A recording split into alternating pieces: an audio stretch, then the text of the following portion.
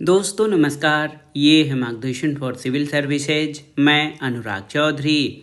दोस्तों आज की वीडियो में आप पढ़ेंगे पाश्चात्य राजनीतिक चिंतन के अंतर्गत यूनानी विचारक अरस्तु के संपूर्ण राजनीतिक चिंतन के संबंध में महत्वपूर्ण जानकारी।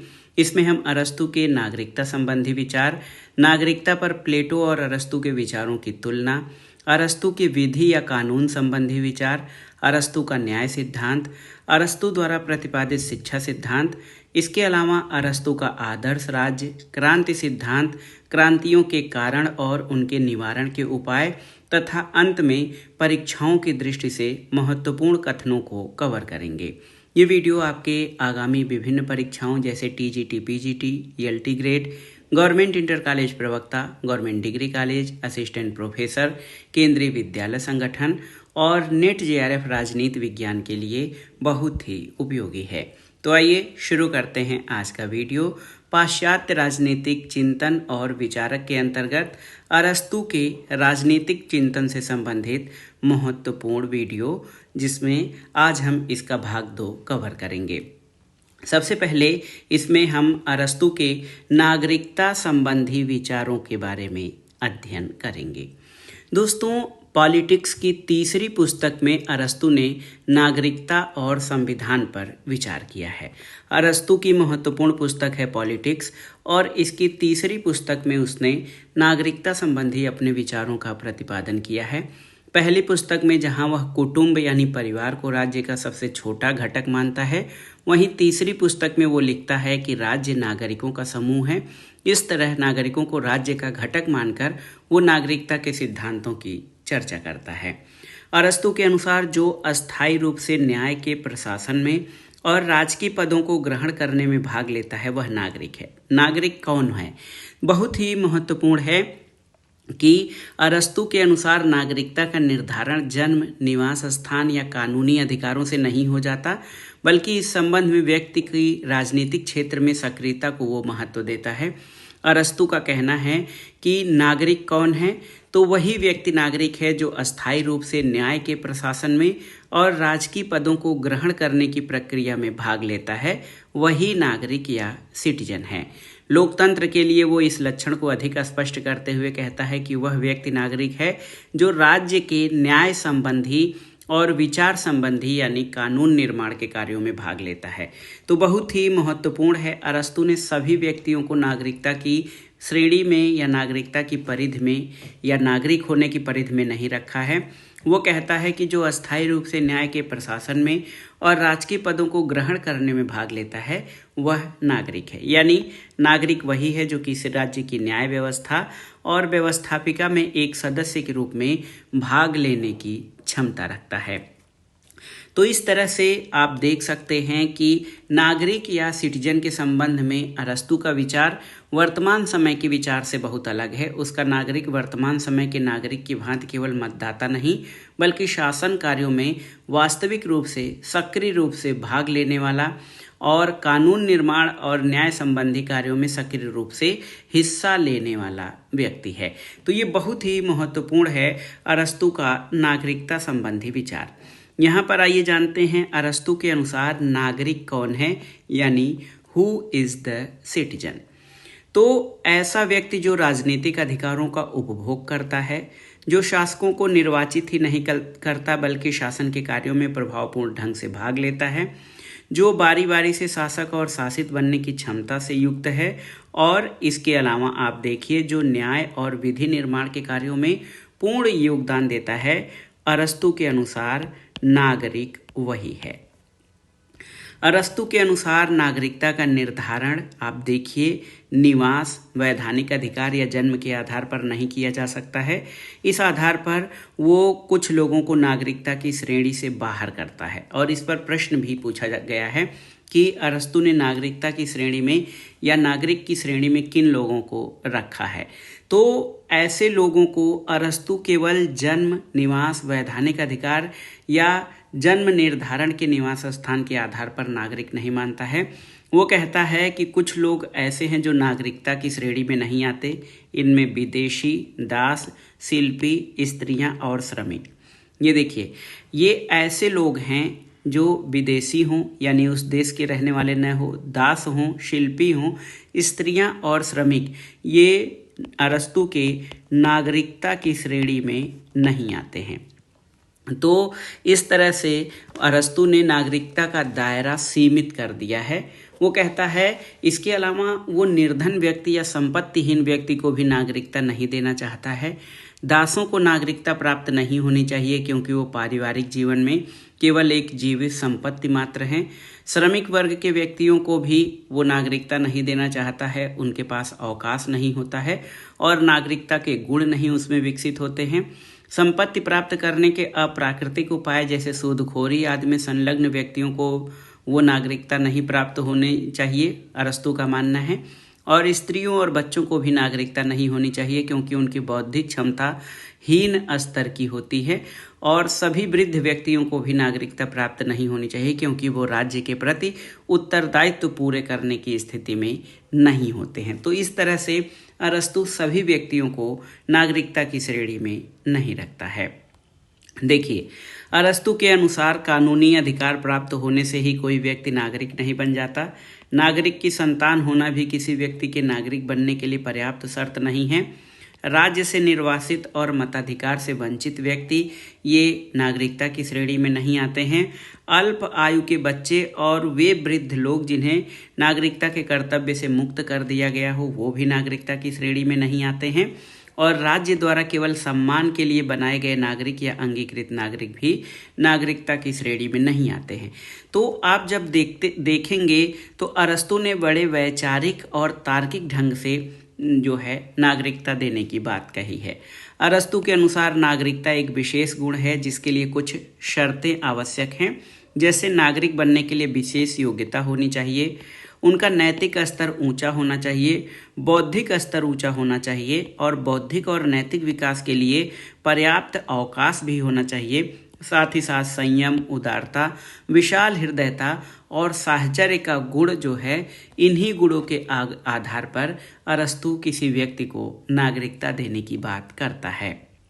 इसमें आप देख लीजिए, अरस्तु ने श्रमिकों, कृषकों, दासों और स्त्रियों को नागरिकता देने से इसलिए वंचित किया है क्योंकि उनके पास अपना बौद्धिक और नैतिक विकास करने के लिए पर्याप्त अवकाश की कमी होती है। इसके अलावा अरस्तु श्रमिक वर्ग को नागरिकता देने से वंचित करने का एक अन्य कारण शारीरिक श्रम को बताता है। और अरस्तु का कहना है कि शारीरिक श्रम मनुष्य की आत्मा को पूर्णतः अनुदार और उत्तम सद्गुणों को ग्रहण करने के लिए अनुपयुक्त बना देती है, जिससे वो एक नागरिक के रूप में उच्च जीवन स्तर व्यतीत करने में असमर्थ होता है। तो इस तरह अरस्तु राज्य के बहुसंख्यक निवासियों को नागरिकता के अधिकार से वंचित करके राज्य में नागरिक वर्ग को संख्या की दृष्टि से बहुत सीमित रखता है।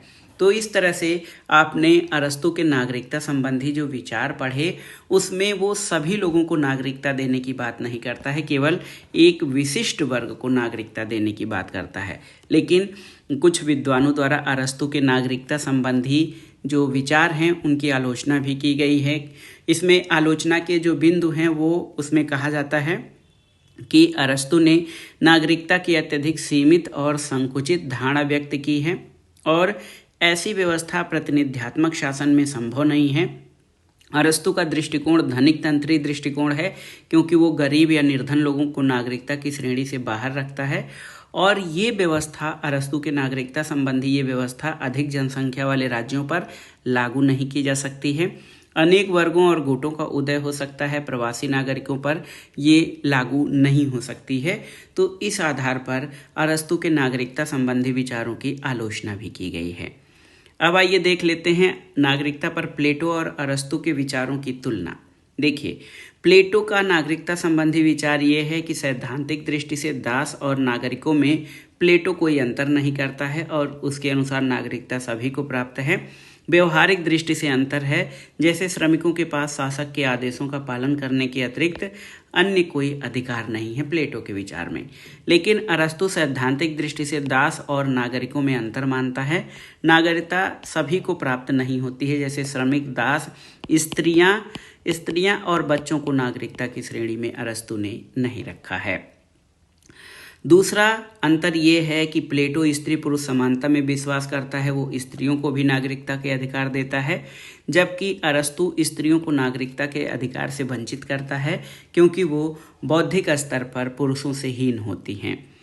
तीसरा अंतर ये है कि प्लेटो अच्छे नागरिक और अच्छे व्यक्ति में भेद नहीं करता, लेकिन अरस्तु कहता है कि ये जरूरी नहीं है कि एक नागरिक और अच्छे मनुष्य के गुणों में समानता हो, इसलिए इसमें भेद है।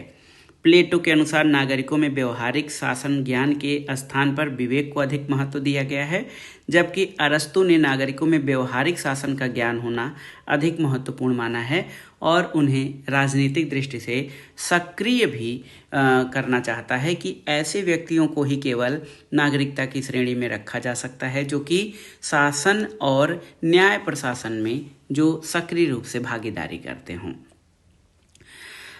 अरस्तु के नागरिकता संबंधी विचारों के बाद आइए उसके विधि या कानून संबंधी विचारों के बारे में जानते हैं। अरस्तु का विधि या कानून संबंधी विचार। देखिए, अरस्तु विधि संबंधी अपने विचार को प्रतिपादित करने में प्लेटो की रचना लाज प्लेटो की महत्वपूर्ण कृति है, वो लाज से प्रभावित दिखता है। अरस्तु कानून को परिभाषित करते हुए कहता है कि कानून समस्त वासनाओं से मुक्त विवेक है। देखिए, बहुत ही महत्वपूर्ण है। अरस्तु विधि की व्याख्या करते हुए कहता है कि कानून समस्त वासनाओं से मुक्त विवेक है। और आप देख लीजिए, अरस्तु कानून की संप्रभुता या कानून की सर्वोच्चता का समर्थन करता है और राज्य की सर्वोच्च सत्ता को कानून द्वारा मर्यादित घोषित करता है। अरस्तु के अनुसार शासक को कानून के अनुसार ही शासन संचालन करना चाहिए, न कि अपने विवेक के अनुसार। तो अरस्तु के आदर्श राज्य की भी एक महत्वपूर्ण विशेषता कानून का शासन है या विधि की सर्वोच्चता है। वो कहता है कि ठीक प्रकार से बनाए गए कानून ही अंतिम प्रभु होने चाहिए। एक व्यक्ति या कुछ व्यक्तियों का शासन उन्हीं विषयों में सर्वोच्च होना चाहिए जिसमें कानून में कोई स्पष्ट घोषणा न की हो। तो इस तरह से अरस्तु कहता है कि व्यक्ति के शासन की तुलना में विधि का शासन जो है वो अच्छा होता है या श्रेयस्कर होता है। अरस्तु ने दो प्रकार के कानूनों की बात की है, एक विशेष कानून और एक सार्वभौमिक कानून। विशेष कानून क्या है तो आप जान लीजिए, विशेष कानून राज्य के नागरिकों के लिए होता है, जबकि सार्वभौमिक कानून प्राकृतिक कानून के अनुरूप होता है और ये विवेक पर आधारित सार्वकालिक और सर्वमान्य होता है। अरस्तु के अनुसार जो है ये विधि के शासन के जो लाभ हैं वो क्या हैं, तो पहला तो ये शासक को स्वेच्छाचारी बनने से रोकती है, यानी शासन पर कुछ मर्यादाएं आरोपित करती है। दूसरा ये है कि शासन का संचालन जनता की इच्छानुसार होता है। तीसरा, शासक निष्पक्ष होकर शासन संचालन करता है। और चौथा, व्यक्ति की सर्वोच्चता के स्थान पर कानून की सर्वोच्चता कायम होती है। और आप जान लीजिए कि अरस्तु कहता है कि समाज में रीति रिवाज हमारी संचित बुद्धि है। रीति रिवाजों का प्रादुर्भाव ही अच्छे जीवन को प्रतिष्ठित करने के लिए होता है, इसलिए वे विधि, विवेक और नैतिकता के पर्यायवाची हैं। और वो कहता है कि जिस समाज में विधियों को महत्व दिया जाता है वो समाज सर्वोत्कृष्ट उद्देश्य की प्राप्ति करता है। और विधि के शासन या कानून के शासन का सबसे बड़ा गुण ये है कि कानून सबके साथ समान व्यवहार करती है, जबकि शासन पक्षपातपूर्ण हो सकता है और विधि में भावनाओं का कोई मिश्रण नहीं होता है। तो इस तरह का जो विचार है अरस्तु ने देखिए बहुत पहले ही दे दिया है। अब आइए देखते हैं दोस्तों अरस्तु का न्याय सिद्धांत। प्लेटो ने अपने विचारों में न्याय सिद्धांत के बारे में बहुत अधिक विस्तार से वर्णन किया है और अरस्तु ने भी जो है न्याय के बारे में विचार दिए हैं। प्लेटो के समान अरस्तु भी राज्य के लिए न्याय को बहुत महत्वपूर्ण मानता है, लेकिन अरस्तु ने न्याय की धारणा का प्रतिपादन प्लेटो से अलग रूप में किया है। अरस्तु न्याय को सद्गुणों का समूह मानता है और व्यक्ति के न्यायप्रिय होने के लिए जरूरी है कि वो समुदाय के अन्य सदस्यों के प्रति अपने नैतिक कर्तव्यों का पालन करे। और अरस्तु न्याय के दो भेद करता है, पूर्ण न्याय और विशेष न्याय। देखिए, अरस्तु के अनुसार न्याय से तात्पर्य संपूर्ण नैतिक गुणों की अभिव्यक्ति से है और ये समस्त गुणों का समूह है, जहाँ पर प्लेटो का न्याय विशेषीकरण का पर्याय था कि प्रत्येक व्यक्ति अपने कार्यों को करे और दूसरे के कार्यों में हस्तक्षेप न करे वही न्याय है। लेकिन अरस्तु कहता है कि ये संपूर्ण नैतिक गुणों की अभिव्यक्ति है और न्याय समस्त गुणों का समूह है। और अरस्तु की न्याय की अवधारणा कानून की अपेक्षा नैतिकता की भावना के अधिक समीप है। देखिए, अरस्तु ने न्याय के स्वरूप को स्पष्ट करने के लिए इसे कुछ भागों में बांटा है। अरस्तु का न्याय सिद्धांत एक तो सामान्य न्याय, दूसरा विशिष्ट न्याय, और विशिष्ट न्याय में वो डिस्ट्रीब्यूटिव जस्टिस और सुधारात्मक न्याय यानी वितरणात्मक न्याय और सुधारात्मक नाम करेक्टिव और डिस्ट्रीब्यूटिव जस्टिस की बात करता है। तो सबसे पहले सामान्य न्याय के बारे में जानते हैं। अरस्तु के द्वारा जो सामान्य न्याय है उसके बारे में जान लेते हैं। देखिए, अरस्तु के अनुसार सामान्य न्याय पूर्ण अच्छाई और पूर्ण श्रेष्ठता का प्रतीक है। व्यक्ति अपने पड़ोसियों और साथियों की अधिकाधिक भलाई के जरिए अपने नैतिक दायित्व का निर्वाह करके सामान्य न्याय को प्रदर्शित करता है। ये बहुत ही महत्वपूर्ण है। सामान्य न्याय जो है वो अच्छाई और पूर्ण श्रेष्ठता का प्रतीक है। पूर्ण न्याय या सामान्य न्याय नैतिक गुणों और चरित्र की श्रेष्ठता का नाम है और एक व्यक्ति दूसरे व्यक्ति के साथ अपने संबंध में नैतिक गुणों का पालन करे। और पूर्ण न्याय या जो सामान्य न्याय है वो कानूनों के अनुरूप आचरण करने में निहित है। जैसे वो व्याख्या करता है कि परिवार में न्याय का अर्थ है स्वामी का दास पर या पति का पत्नी पर या घर के मालिक का सदस्यों पर स्वाभाविक शासन। गांव में न्याय का अर्थ है कि सबसे बड़े पुरुष द्वारा गांव के दूसरे लोगों का नेतृत्व। और एक सक्षम राज्य में न्याय का अर्थ है शिक्षित सभ्य गुणवान व्यक्ति द्वारा अपने और अन्य लोगों पर उचित शासन की व्यवस्था। ये जो है सामान्य न्याय के अंतर्गत आता है। दूसरा विशिष्ट न्याय है। ये बहुत ही महत्वपूर्ण है। अरस्तु के अनुसार विशेष न्याय सामान्य न्याय का ही एक भाग है जिसका संबंध किसी विशेष प्रकार के हित या भलाई से होता है और वो विशिष्ट न्याय को हमेशा सापेक्ष या आनुपातिक मानता है, जो इन सिद्धांतों पर आधारित है कि प्रत्येक व्यक्ति को उसके योगदान के अनुरूप राजकीय पद और पुरस्कार मिलेगा। और दूसरा ये कि राज्य के सदस्य एक दूसरे के अधिकार क्षेत्र में हस्तक्षेप न करें। तो विशेष न्याय में जो है विशेष न्याय का संबंध सद्गुण और भलाई के विशेष रूप से है जिनके आधार पर हम दूसरों के साथ न्यायोचित व्यवहार करते हैं। इसको अरस्तु वितरणात्मक न्याय और सुधारात्मक न्याय के बारे में व्याख्यायित करता है या वर्गीकृत करता है। तो इस प्रकार जो विशेष न्याय है वो प्रत्येक व्यक्ति को समाज में उसके योगदान के अनुरूप स्थान और दूसरे से उसके अधिकारों की सुरक्षा की गारंटी देता है। और विशिष्ट न्याय को अरस्तु ने दो भागों वितरणात्मक न्याय और सुधारात्मक न्याय में वर्गीकृत किया है। वितरणात्मक न्याय जैसा कि नाम से स्पष्ट है, तो वितरणात्मक न्याय क्या है इसके बारे में आइए जानते हैं। देखिए, सामान्य रूप से अगर जो आप जानेंगे तो वितरणात्मक न्याय प्रत्येक व्यक्ति को समाज के सदस्य के रूप में उसका उचित भाग प्रदान करता है। यानी अरस्तु के अनुसार वितरणात्मक न्याय का संबंध राज्य के पदों और पुरस्कारों के वितरण से है। इसके अंतर्गत प्रत्येक नागरिक को राजकीय पद और पुरस्कार उसके द्वारा दिए गए योगदान के अनुपात में प्राप्त होना चाहिए। यानी राज्य अपने नागरिकों के महत्व और योग्यता की दृष्टि में रखते हुए उसमें राजनीतिक पद, सम्मान या जो भी लाभ पुरस्कार हैं उनका बंटवारा न्यायपूर्ण रीति से करे, क्योंकि इसका जब अन्यायपूर्ण वितरण होगा तो राज्य में असंतोष उत्पन्न होता है जो कि क्रांति को जन्म देता है। और समाज का सदस्य होने के नाते प्रत्येक व्यक्ति को राज्य के कार्यों में भाग लेने का समान अधिकार है। जहाँ तक संभव हो पदों के वितरण में किसी प्रकार का पक्षपात नहीं किया जाना चाहिए। आनुपातिक समानता के आधार पर वितरण करने का वो समर्थन करता है और अरस्तु इस सिद्धांत के आधार पर सद्गुणी व्यक्ति को सबसे अधिक सम्मान और शक्ति प्रदान करने का समर्थन करता है। यही जो है वितरणात्मक न्याय का मूल है।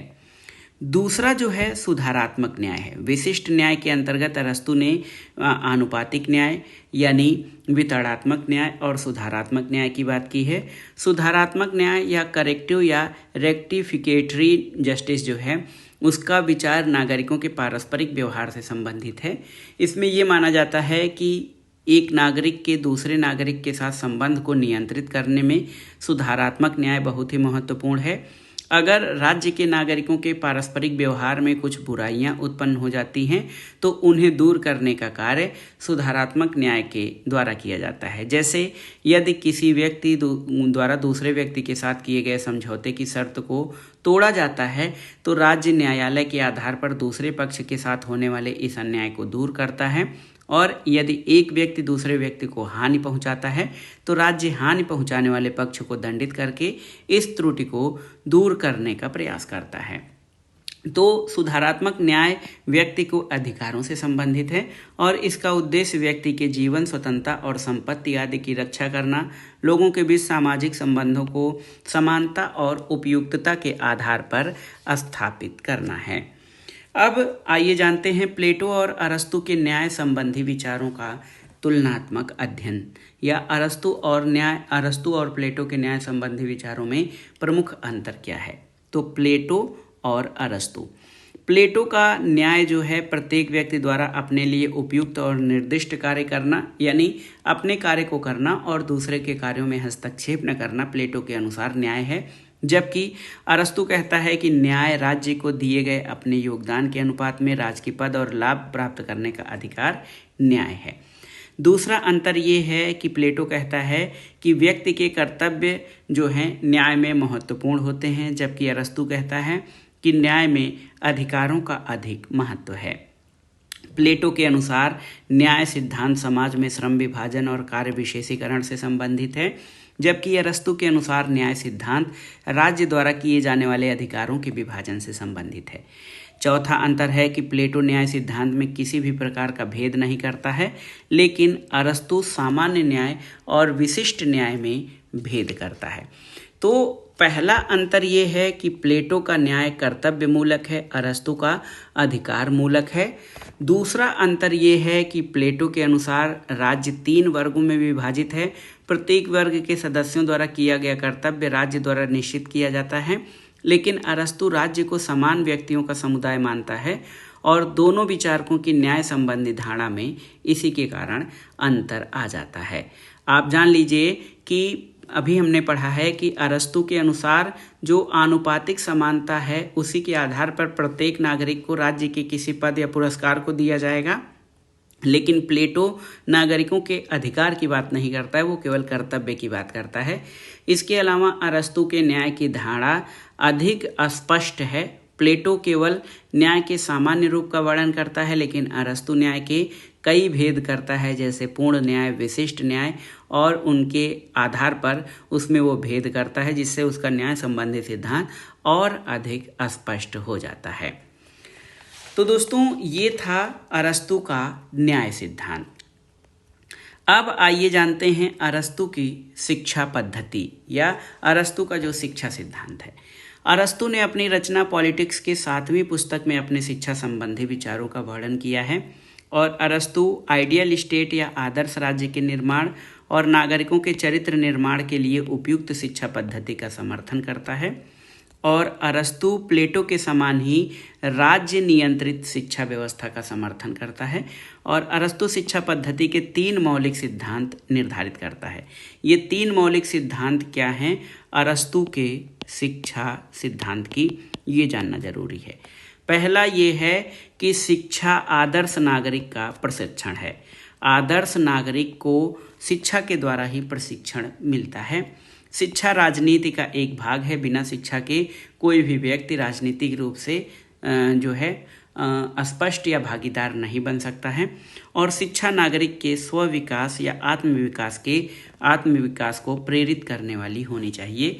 ये अरस्तु के शिक्षा पद्धति के 3 मौलिक सिद्धांत हैं और ये देखिए ये तीनों ही सिद्धांत आज भी उतने ही महत्वपूर्ण हैं जितना कि प्लेटो के या अरस्तु के समय में था।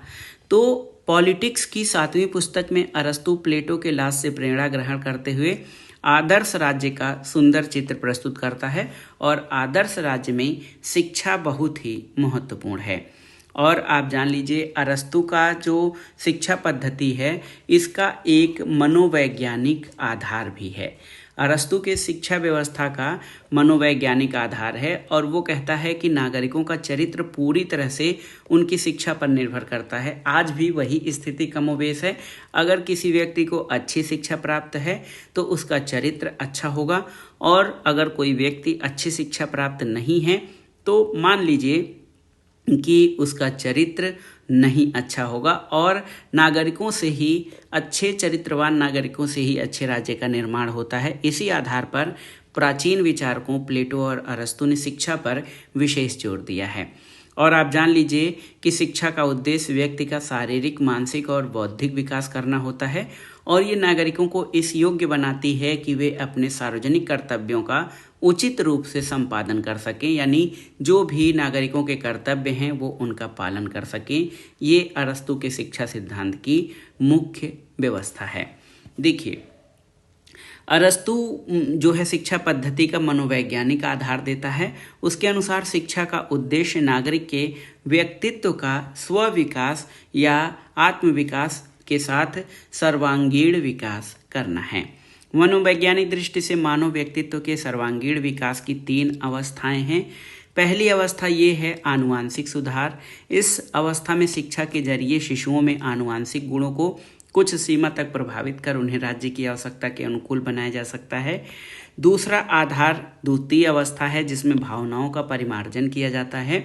इस अवस्था में शिक्षा के जरिए व्यक्ति के प्रारंभिक जीवन में भावनाओं और इच्छाओं को नियंत्रित और सीमित करके उसे सुमार्ग पर चलने के लिए प्रेरित किया जा सकता है।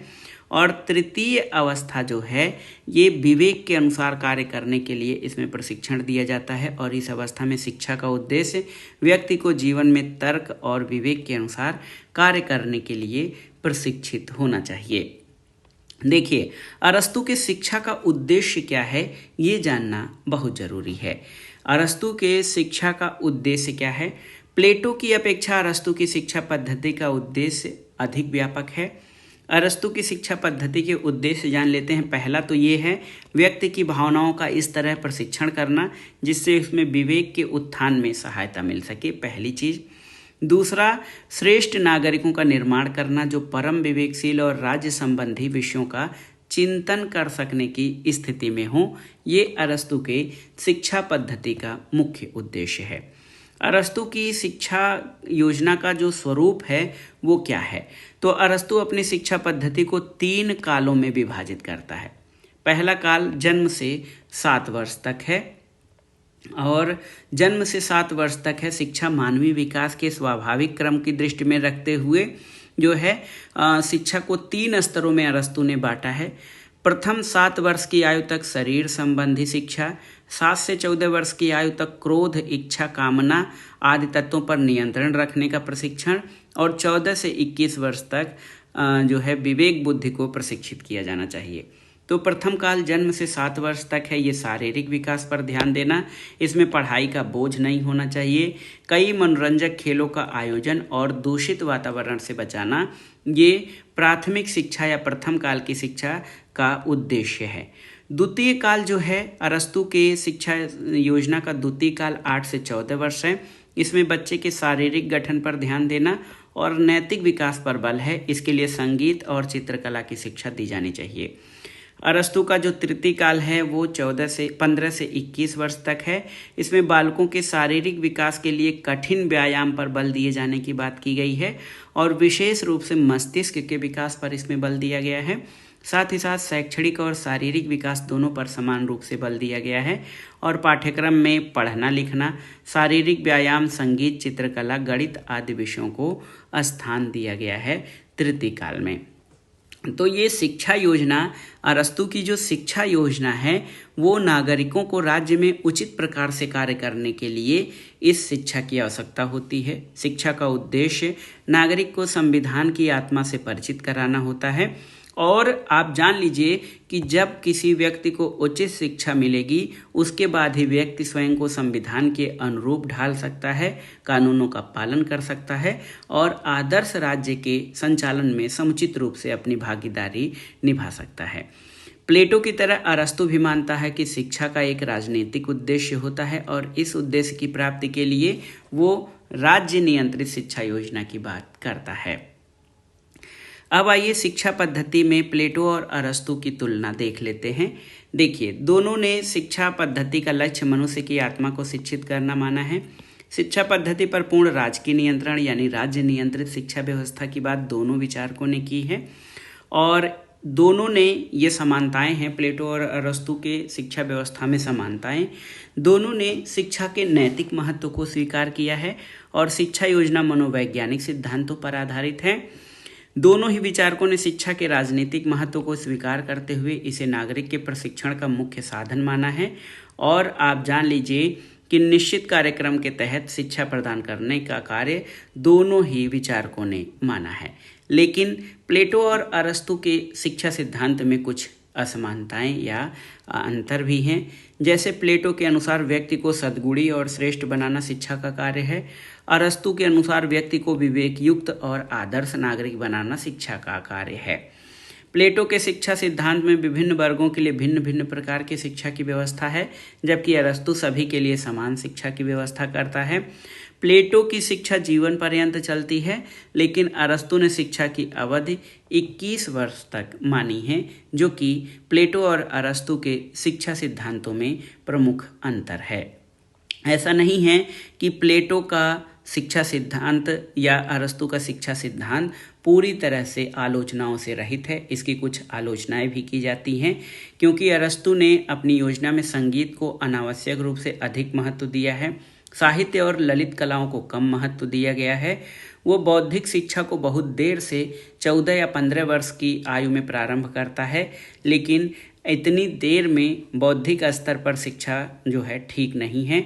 और वो अरस्तु जो है अपनी शिक्षा योजना को आप जानते हैं नागरिकों तक सीमित रखकर वो जो नागरिक और अनागरिक के बीच जो भेद है उसके अंतर को और भी बढ़ा देता है। अब आइए अरस्तु के आदर्श राज्य के बारे में जानते हैं। अरस्तु का आदर्श राज्य क्या है, उसकी विभिन्न विशेषताएं क्या हैं और अरस्तु ने अपना ये आदर्श राज्य का जो सिद्धांत है वो क्यों दिया था, इसके बारे में हम जानेंगे। दोस्तों, अरस्तु ने अपने ग्रंथ पॉलिटिक्स की 7वीं और 8वीं पुस्तक में अपने आइडियल स्टेट के स्वरूप का वर्णन किया है। एक विचारक है सेवाइन, वो कहते हैं कि जिसे अरस्तु आदर्श राज्य मानता है वो प्लेटो का उपादर्श या द्वितीय सर्वश्रेष्ठ राज्य है। तो आप जान लीजिए अरस्तु का जो आदर्श राज्य है वो प्लेटो के द लाज से प्रेरणा ग्रहण करता है। प्लेटो ने रिपब्लिक में आदर्श राज्य में एक दार्शनिक राजा का शासन स्वीकार करता है जिसकी शक्ति पर कोई प्रतिबंध नहीं है और जन स्वीकृति की कोई आवश्यकता नहीं है। लेकिन अरस्तु जो है प्लेटो के आदर्श राज्य के अयथार्थवादी काल्पनिक सिद्धांतों पर जो है उससे वो साम्यता या उसका विचार नहीं रखा है। देखिए, प्लेटो के आदर्श राज्य में जो अयथार्थवादी और काल्पनिक सिद्धांत हैं उनको अरस्तु ने नकार दिया है। अरस्तु का आदर्श राज्य जीवन की वास्तविक परिस्थितियों और व्यवहारिकता पर आधारित है, ये आप स्पष्ट कर लीजिए। अरस्तु का आदर्श राज्य प्लेटो द्वारा अपनी पुस्तक लाज में चित्रित आदर्श राज्य के समान है और अरस्तु के अनुसार आदर्श राज्य का उद्देश्य उत्तम जीवन या अच्छे जीवन की उपलब्धि है और ऐसे जीवन की प्राप्ति के लिए जो भी भौतिक और आत्मिक साधन हैं उनकी व्यवस्था करना आदर्श राज्य का कार्य है। तो आप जान लीजिए अरस्तु के अनुसार शासन का उद्देश्य व्यक्ति को उत्तम जीवन व्यतीत करने के लिए साधन प्रस्तुत करना है और इस दृष्टिकोण के आधार पर अरस्तु आदर्श राज्य में जो कुछ विशेषताएं हैं वो कहता है कि आदर्श राज्य का लक्ष्य व्यक्ति का नैतिक विकास है। और आप जानते हैं कि अरस्तु ही कहता है कि राज्य जीवन के लिए अस्तित्व में आया है और अच्छे जीवन या गुड लाइफ के लिए ये एग्जिस्टेंट में बना हुआ है और यहाँ पर अच्छे जीवन का प्रयोग नैतिक जीवन के रूप में किया जा सकता है। आदर्श राज्य के निर्माणक तत्व कौन से हैं? तो अरस्तु के अनुसार आदर्श राज्य के जो निर्माणक तत्व हैं उसमें क्या क्या चीज़ें हैं इसमें आप देखिए, सबसे पहला तत्व जो है अरस्तु के आदर्श राज्य का निर्माणक तत्व जनसंख्या यानी पॉपुलेशन है। अरस्तु आदर्श राज्य में संतुलित जनसंख्या की बात करता है, यानी जनसंख्या न कम और न अधिक होनी चाहिए बल्कि राज्य की आवश्यकता के अनुरूप होनी चाहिए। दूसरा, आत्मनिर्भरता के आधार पर राज्य की जनसंख्या निर्धारित होनी चाहिए। और तीसरा जो है, अरस्तु जनसंख्या पर नियंत्रण के लिए विवाह पर राजकीय नियंत्रण के साथ परिवार नियोजन के साधनों का भी समर्थन करता है। दूसरा, भूमि है। तो आदर्श राज्य के निर्माणक तत्व में जनसंख्या के बाद भूमि है। और आप जान लीजिए कि प्रदेश या भूमि आदर्श अरस्तु के अनुसार राज्य का प्रदेश बहुत विशाल नहीं होना चाहिए, लेकिन इतना अवश्य होना चाहिए कि उसमें जीवन की आवश्यकताएं पूरी हो सकें। तो भूमि राज्य की आवश्यकता के अनुसार होनी चाहिए और राज्य का प्रादेशिक आकार न तो बहुत बड़ा हो न छोटा, बल्कि वो राज्य के निवासियों को आर्थिक निर्भरता प्राप्त करने में सक्षम होना चाहिए। यानी राज्य ऐसे स्थान पर होना चाहिए जहां जल और स्थल दोनों मार्गों से आसानी से पहुंचा जा सके और लोगों के जीवन की आवश्यकताएं पूरी हो सकें। तीसरा, आदर्श राज्य का तीसरा निर्माणक तत्व नागरिकों का चरित्र है। और अरस्तु कहता है कि पर्याप्त नागरिकों की आवश्यकता जो है राज्य के लिए होती है। नागरिक अपने दायित्वों को पूर्ण करने में समर्थ होने चाहिए और उनका चरित्र अच्छा होना चाहिए। उसमें आप जान लीजिए, अरस्तु कहता है कि चरित्र और योग्यता में जनता यूनानियों के समान होनी चाहिए, यानी वो जातीय श्रेष्ठता की बात करता है। इसके अलावा सामाजिक संगठन और वर्ग, तो ये आदर्श राज्य में विभिन्न प्रकार के वर्गों को आवश्यक मानता है और अरस्तु राज्य की 6 आवश्यकताओं को प्रमुख मानता है। इन 6 आवश्यकताओं के आधार पर 6 वर्गों को भी वो आवश्यक मानता है। देखिए, ये कौन कौन से वर्ग हैं। भोजन की आवश्यकता को पूरा करने वाला कृषक वर्ग, कला और उद्योग धंधे संभालने वाला शिल्पी वर्ग, सैन्य कार्य करने वाला योद्धा वर्ग, संपत्ति का स्वामी धनिक वर्ग, देवताओं की पूजा करने वाला पुरोहित वर्ग और सार्वजनिक हित का निर्धारण करने वाला निर्णायक वर्ग। ये अरस्तु के अनुसार 6 आवश्यकताएं और उनको पूरा करने वाले 6 वर्ग, ये उसके आदर्श राज्य के प्रमुख निर्माणक तत्व हैं। इसके अनुसार विधि की सर्वोच्चता, तो अरस्तु के अनुसार आदर्श राज्य वो है जहाँ विधि की सर्वोच्चता है, यानी व्यक्तियों के विवेक से राज्य नहीं शासित होना चाहिए बल्कि विधि से शासित होना चाहिए। और ये विचार आज भी प्रासंगिक है। और विधि नागरिकों के मध्य समानता को दर्शाती है। इसका आधार मानव विवेक, रीति रिवाज और जन परंपराएं हैं। इसके अलावा आप जान लीजिए कि शिक्षा जो है अरस्तु के आदर्श राज्य की महत्वपूर्ण विशेषता है। अरस्तु आदर्श राज्य के लिए आवश्यक चरित्र निर्माण को महत्व देता है और इसके लिए वो कहता है कि राज्य एक शिक्षण संस्था है और आदर्श राज्य की प्राथमिक आवश्यकता है कि सभी नागरिकों के लिए एक प्रकार की अनिवार्य और सार्वजनिक शिक्षा की व्यवस्था हो। तो अरस्तु प्लेटो की तरह आदर्श राज्य के निर्माण के लिए शिक्षा को आवश्यक मानता है और ये शिक्षा जन्म से 21 वर्ष की आयु तक चलती है। शिक्षा में वो शारीरिक, नैतिक, बौद्धिक और सैनिक शिक्षा की व्यवस्था को शामिल करता है। आदर्श राज्य की स्थिति, तो अरस्तु आदर्श राज्य की स्थिति को बहुत महत्व देता है। उसके अनुसार आदर्श राज्य के लिए स्थान का चुनाव करते समय राजनीतिक सुविधा, शुद्ध वायु और स्वास्थ्यकर परिस्थितियां तथा सैनिक आवश्यकताओं की पूर्ति के लिए जो है स्थान की व्यवस्था होनी चाहिए। साथ ही आदर्श राज्य में संपत्ति और परिवार के बारे में वो कहता है कि संपत्ति और परिवार के बिना दैनिक जीवन संभव नहीं है, इसलिए आदर्श राज्य के लिए आवश्यक है। जहाँ एक और प्लेटो ने आदर्श राज्य में स्त्रियों और संपत्ति विषयक साम्यवाद की बात कही थी, वहीं पर अरस्तु ने उसके इतर वो संपत्ति और परिवार को आवश्यक मानता है आदर्श राज्य के बारे में। वो न तो स्त्रियों के साम्यवाद की व्यवस्था करता है और न ही संपत्ति संबंधी साम्यवाद की बात करता है। तो इस तरह से आप ये जान लीजिए, एक तथ्य यहाँ पर आपके लिए बहुत ही महत्वपूर्ण है। ये प्रश्न पूछा जा सकता है जहाँ पर प्लेटो 3 वर्ग और उनसे संबंधित 3 मनोभावों के आधार पर 3 वर्गों की बात करता है आदर्श राज्य में, वहीं पर अरस्तु ने 6 आवश्यकताओं के आधार पर 6 वर्ग या इन 6 कार्यों को करने के लिए राज्य में 6 वर्गों की बात की है। इसको आप याद कर लीजिएगा, ये महत्वपूर्ण तथ्य है। इन 6 वर्गों में कृषक, शिल्पी, योद्धा, व्यापारी या संपत्तिवान, पुरोहित और सार्वजनिक हित के निर्णय करने वाले निर्णायक शामिल हैं। तो ये आपके लिए यहाँ से एक महत्वपूर्ण तथ्य मिल गया जो परीक्षाओं में पूछा जा सकता है। अरस्तु के आदर्श राज्य के बाद अब आइए अरस्तु के क्रांति सिद्धांत के बारे में जान लेते हैं। अरस्तु का क्रांति संबंधी सिद्धांत बहुत ही महत्वपूर्ण है। अरस्तु के अनुसार क्रांति से तात्पर्य संविधान में हर छोटा बड़ा परिवर्तन क्रांति कहलाता है। क्रांति की जो अरस्तु की धारणा है वो कहता है कि संविधान में किया गया हर छोटा बड़ा परिवर्तन क्रांति है। अगर परिवर्तन पूर्ण होता है तो वो पूर्ण क्रांति है और आंशिक होता है तो आंशिक क्रांति है। और आप जान लीजिए कि उस समय यूनानी नगर राज्यों की जो विशेषता थी वो राजनीतिक अस्थिरता थी और अरस्तु ने इसका दुष्परिणाम देखा था। उसने अपने पुस्तक में पॉलिटिक्स में क्रांति उसके कारण और उनको दूर करने के उपायों की बात भी की है।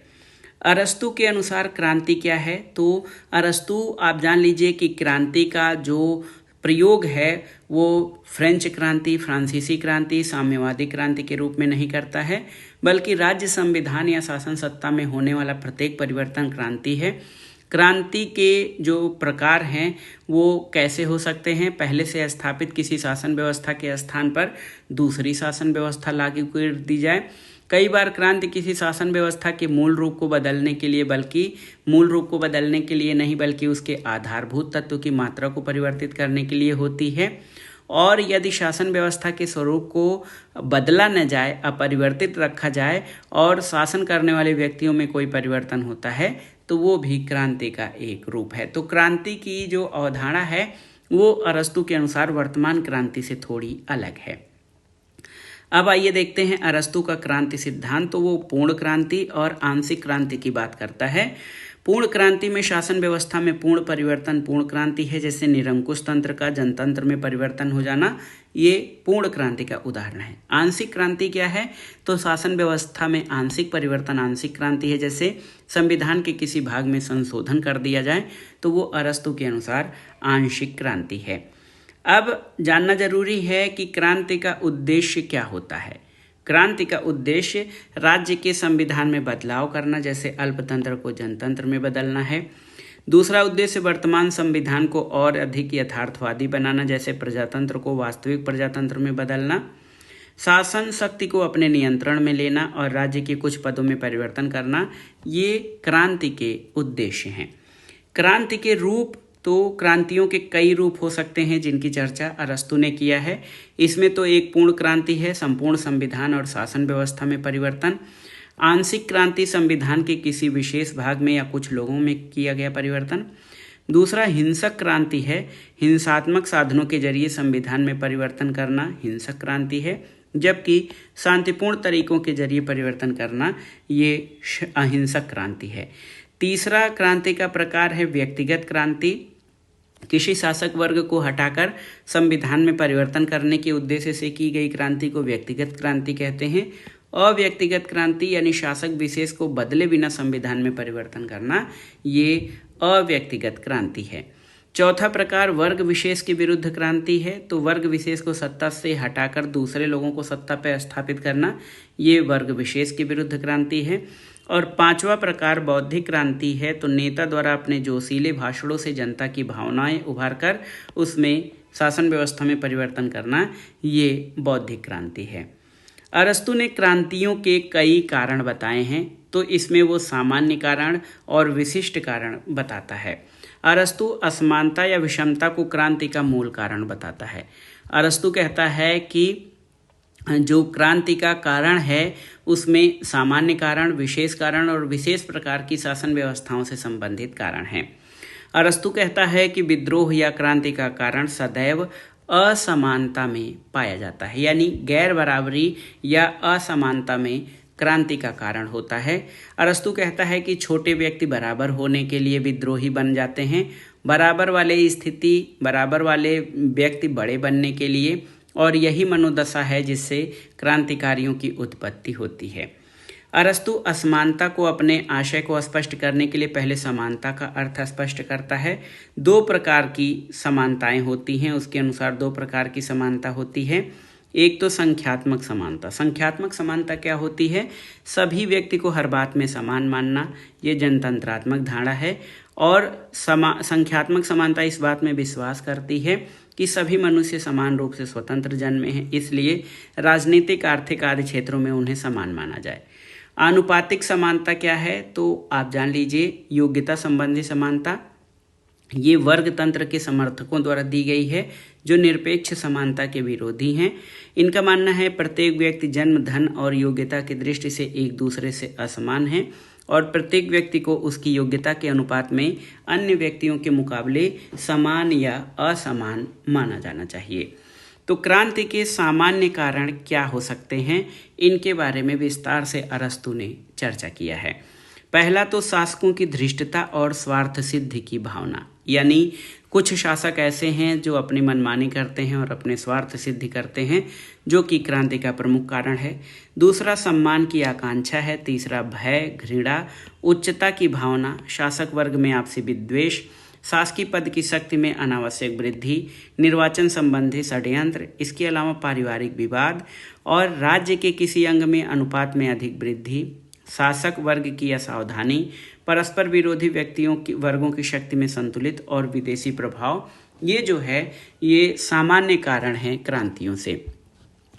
एक तो असमानता, अन्याय।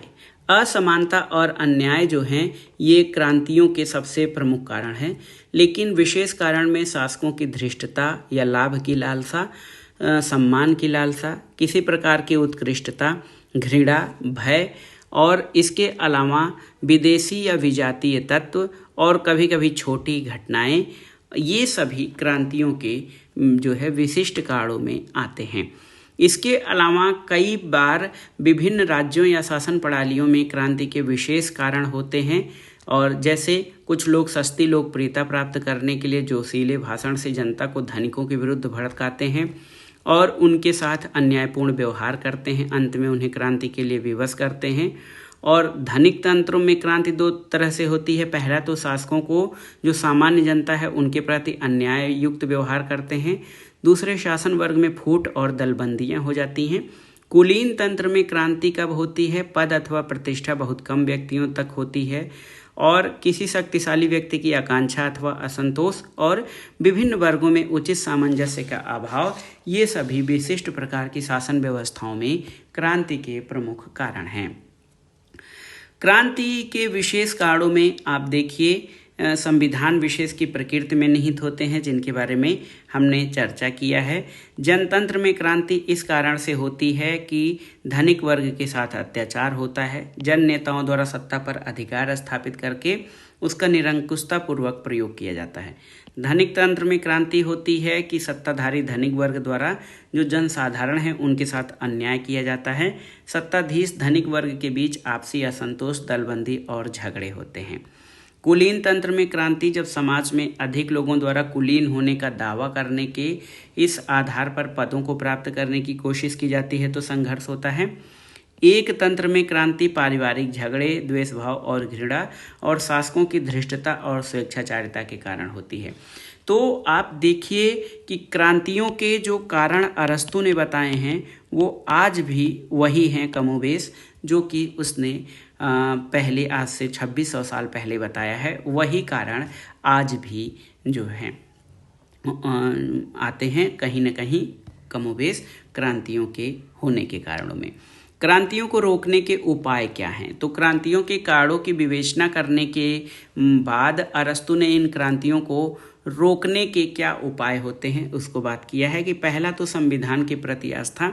जब सभी लोग संविधान के अनुरूप कार्य करेंगे तो क्रांति नहीं होगी। शासक और शासितों में संवाद होना चाहिए। आप जान लीजिए, जब दोनों के बीच संवाद होगा, दोनों के बीच सद्भावपूर्ण भावना रहेगी तो क्रांति नहीं होगी। विधि का शासन या रूल ऑफ लॉ ये बहुत ही महत्वपूर्ण है, क्योंकि कानून के समक्ष सभी समान होंगे, किसी के साथ कोई भेदभाव नहीं किया जाएगा, तो ऐसे दशा में क्रांतियां नहीं होंगी।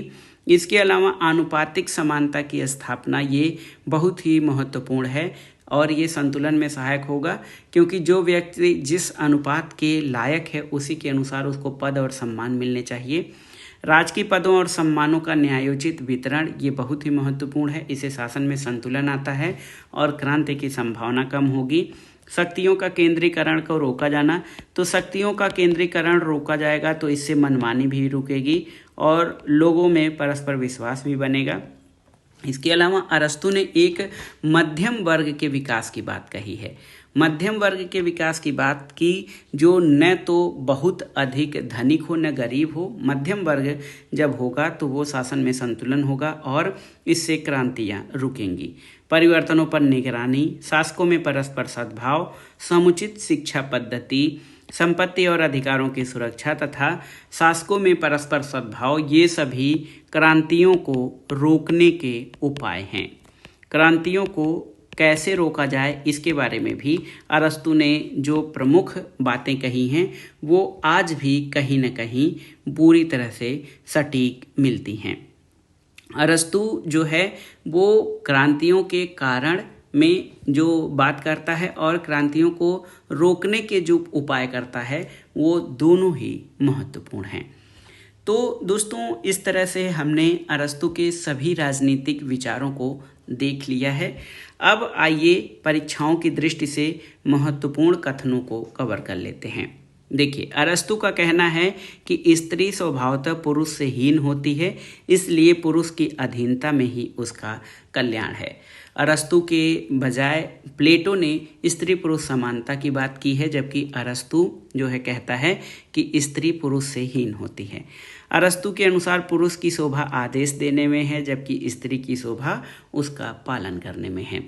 अरस्तु के अनुसार अपने जन्म के समय ही कुछ लोग शासित होने के लिए जन्म लिए हैं तो कुछ लोग शासन करने के लिए। ये प्राकृतिक नहीं बल्कि आवश्यक भी है। यानी अरस्तु जन्म के आधार पर समानता की बात नहीं करता है। अरस्तु के अनुसार जो मेधावी और दूरदर्शी हैं उन्हें प्रकृति ने स्वामी बनाया है। जो केवल शारीरिक श्रम कर सकते हैं उन्हें प्रकृति ने दास बनाया है।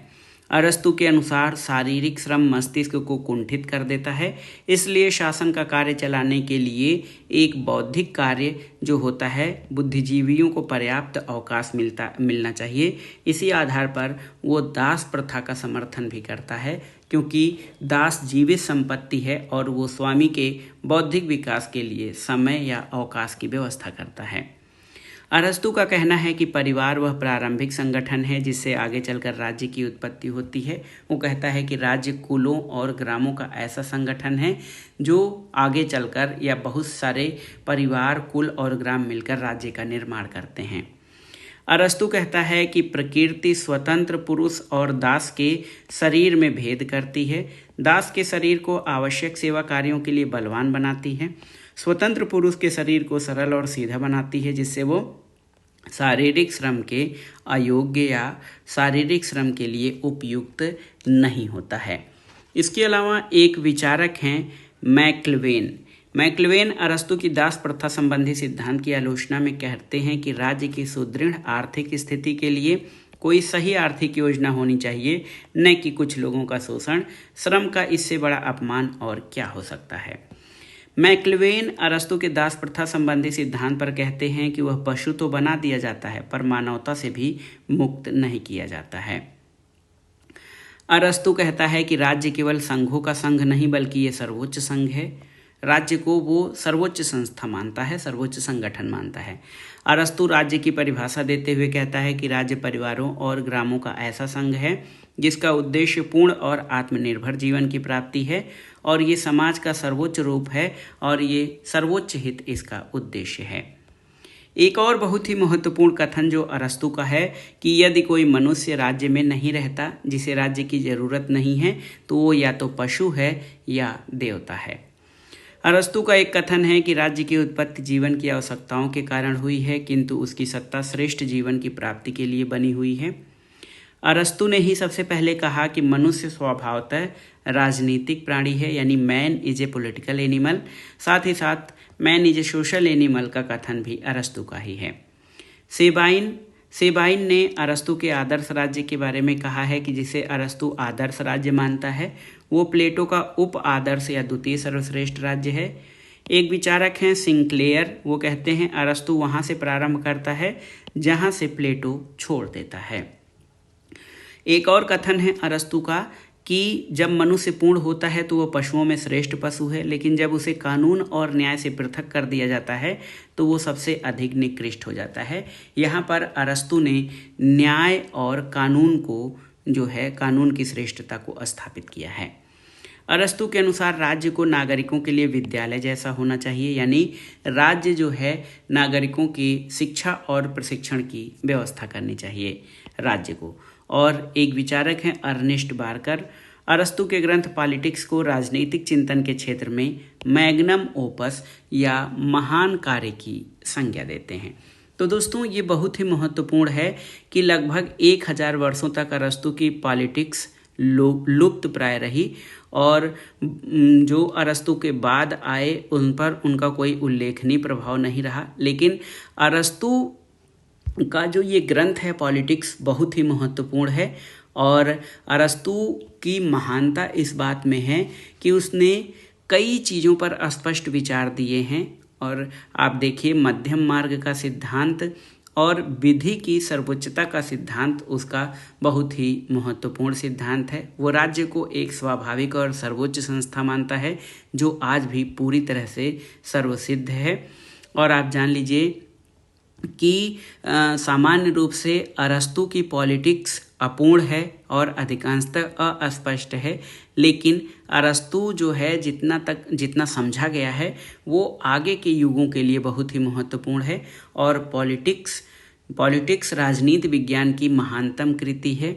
एक विचारक हैं जीलर, याद रखिएगा जीलर एक विचारक हैं, वो कहते हैं कि अरस्तु की पॉलिटिक्स हमारे प्राचीन पूर्वजों से हमें मिली सबसे मूल्यवान संपत्ति है और राजनीति विज्ञान के लिए ये सबसे बड़ी देन है। तो अरस्तु ये राजनीति विज्ञान का जनक है और इसकी पॉलिटिक्स जो है आगे आने वाली पीढ़ियों के लिए राजनीति विज्ञान के लिए सबसे बड़ी देन है। तो ये था आज का वीडियो। विभिन्न प्रतियोगी परीक्षाओं के लिए ये वीडियो आपके तैयारी की दृष्टि से बहुत ही महत्वपूर्ण है। आप इसको अच्छे से तैयार कर लीजिएगा। ये वीडियो आपको कैसा लगा हमें कमेंट बॉक्स में ज़रूर बताइएगा। वीडियो को लाइक करें, शेयर करें और इस चैनल मार्गदर्शन फॉर सिविल सर्विसेज को सब्सक्राइब करें। वीडियो देखने के लिए धन्यवाद दोस्तों, नमस्कार।